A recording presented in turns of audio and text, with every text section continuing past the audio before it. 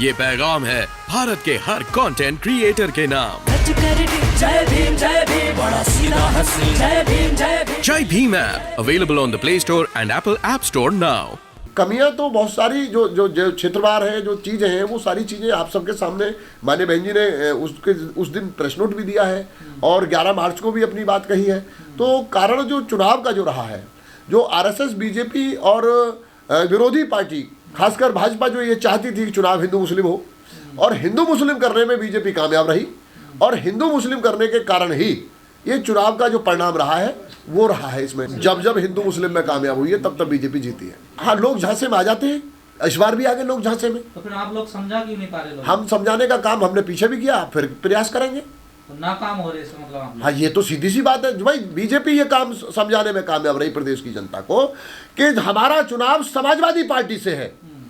BJP प्रदेश के लोगों को यह समझाने में कामयाब रही कि हमारा चुनाव समाजवादी पार्टी से है, उस समाजवादी पार्टी से चुनाव है हमारा।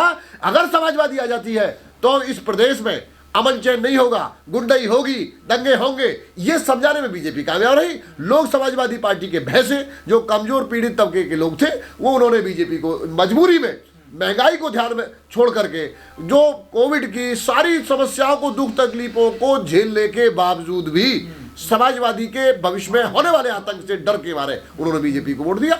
ये सब मीडिया वाले लोग बिना वजह का बीएसपी के खिलाफ माहौल बनाने में कामयाब रहे और अब आगे कामयाब नहीं होंगे, मैं ये भी कह रहा हूं।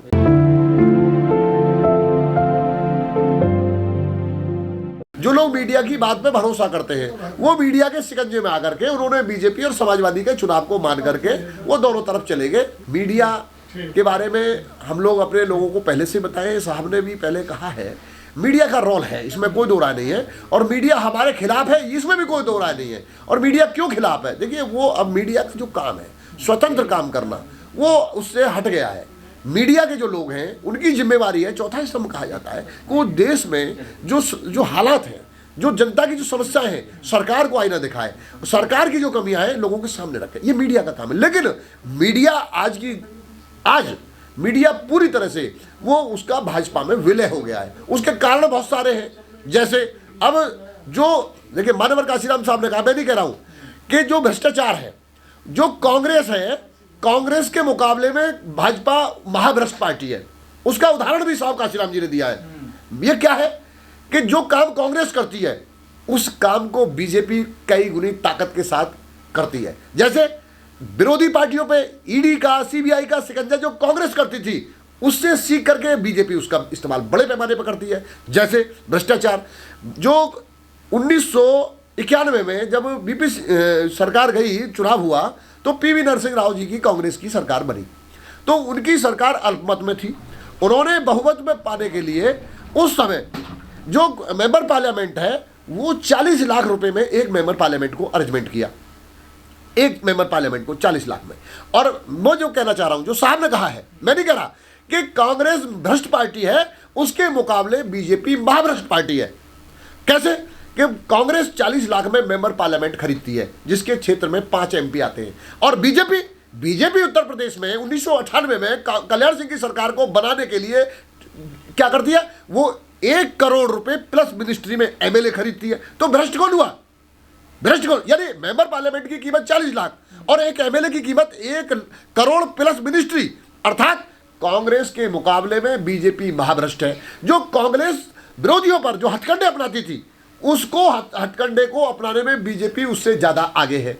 यह इसका सीधा सा उदाहरण है। तो जो मीडिया को डरा के, धमका के जो कांग्रेस इस्तेमाल करती थी, कांग्रेस से ही तो सीखा बीजेपी ने। कांग्रेस 40 लाख में एमपी खरीदती है, बीजेपी 1 करोड़ में एमएलए खरीदती है। तो ये सारी चीजें कांग्रेस से ही खरीदी हैं। और कांग्रेस सांपनाथ, बीजेपी नागनाथ, ये बहुजन समाज पार्टी के संस्थापक माननीय कांशीराम साहब ने कहा है। और जो अन्य विरोधी दल हैं, वो हरी घास के सांप हैं, वो इन दोनों से ज्यादा खतरनाक है।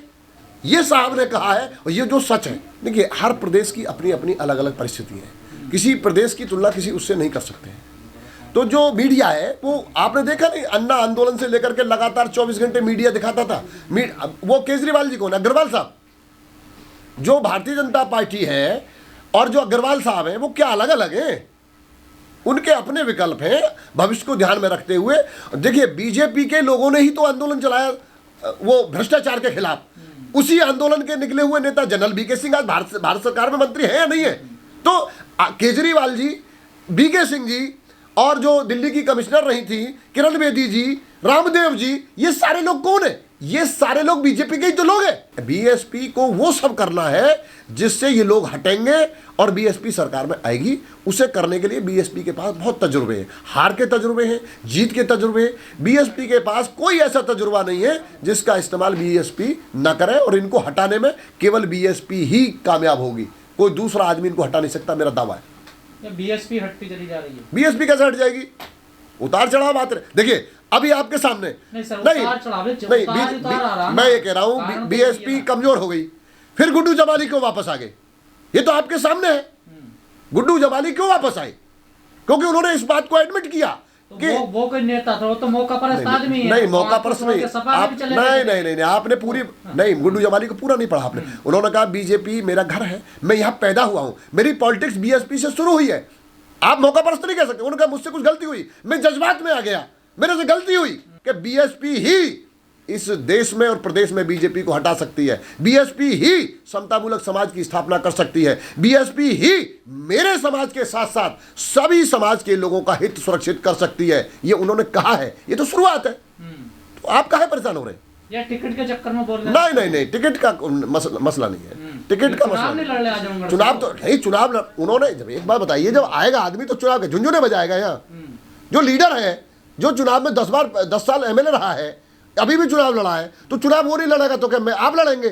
तो क्या दिक्कत हो गई? उन्होंने ये, आपने सुना नहीं, उन्होंने ये कहा कि मेरी पार्टी, मैं इस पार्टी में पैदा हुआ हूं, मैंने राजनीति बीएसपी से शुरू की है और मुझसे गलती हुई, मैं जज्बात में आ गया, मैं चला गया, लेकिन मेरी नेता ने मुझ पर फिर से भरोसा किया है, मैं नेता के नेतृत्व में फिर काम करने के लिए। वैसी नेता नहीं है। नहीं, उन्होंने कहा माना मैं यहाँ पढ़ा हूं, मेरी राजनीति यहाँ से शुरू हुई है। ये पूरी बात क्यों नहीं दिखाते मीडिया के लोग?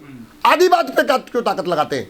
यानी कि जो बीएसपी के खिलाफ जाए उसको तो बात करेंगे, और जो पूरी बात है उसको नहीं करेंगे। अभी जैसे मीडिया वाले क्या मुसलमान वोट देगा, मुसलमान वोट क्यों नहीं देगा? मुसलमान उसने तय कर लिया ना, अभी रिजल्ट आ गया। इससे ज्यादा ताकत के साथ मुस्लिम वोट नहीं दे सकता था, मुस्लिम ने देख लिया ना।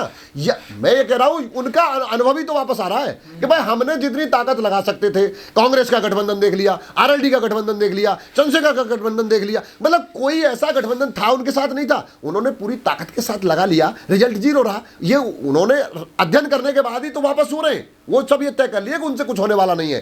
केवल अगर वो ये मानते हैं, अब केवल बीएसपी ही ऐसा विकल्प है जिससे फिरका परस्ती ताकतों को हटाया जा सकता है, ये तय कर लिया उन्होंने। और ये लोग मान रहे हैं, और इसी का परिणाम भी है कि लोग धीरे धीरे अपनी बात को मजबूत करने के लिए वापस आ रहे हैं। उसका उदाहरण मैं आपके सामने गुड्डू जमाली बता रहा हूं।